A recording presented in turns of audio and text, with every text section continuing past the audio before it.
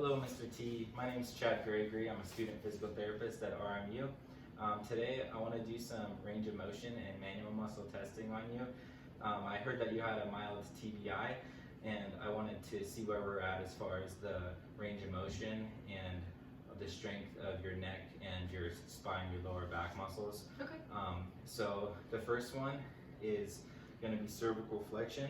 And to do this, I'll have to place my hands on your head, your neck, and your shoulders. And then for the lumbar flexion, we'll do it'll be on your lower back too. Is that okay with you? Sure. Okay, so we'll start out with you laying on your back. So this one, you're going to try to lift your head up to and look at your toes, and then I'll support you right here to start.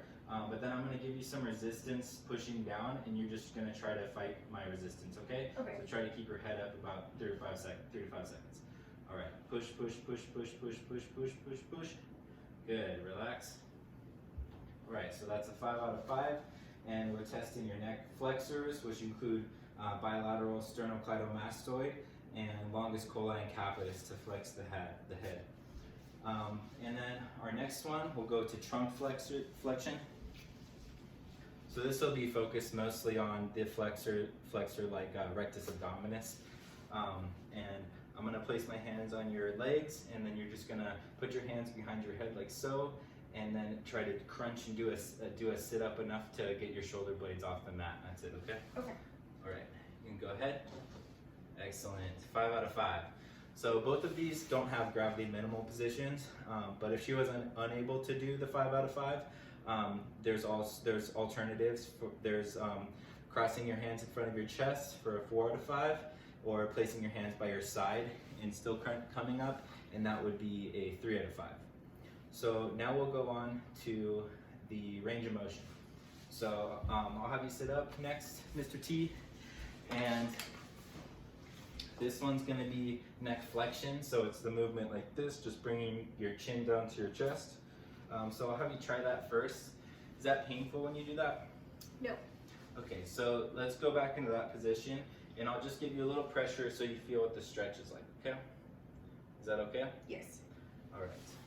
So I'm using my 2 inclinometers here. I'll put one leveled on the center of your head, and then one on the CT junction. And then you can go ahead and flex forward just like you did before. Okay, we got 60 degrees here and 0 degrees at the CT junction. So she's got a combined cervical flexion range of motion of 60 degrees, and the norm is about 50 degrees, so we're good. Okay, so the next one is lumbar flexion or trunk flexion. So lumbar flexion, so you'll go and touch your toes there, and then I'm gonna measure on your back, and in order to see your lower back, can I have you take your shirt off for this one? Sure. Awesome, thank you. So I've marked on her where her S2 is, and then 15 centimeters above, and then I'll take that measurement and see how much it increases when she goes into flexion. So go ahead and go into this position. Is that painful? No. Okay, so I'm gonna give you a little pressure here just like last time so you feel what the stretch is like. Is that okay? Yeah. All right, you can come back up, and then we'll do that one more time on your own.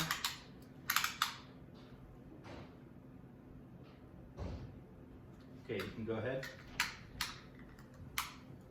Okay, and we get up to 23 and a half, so that's 8.5 centimeters. Very good.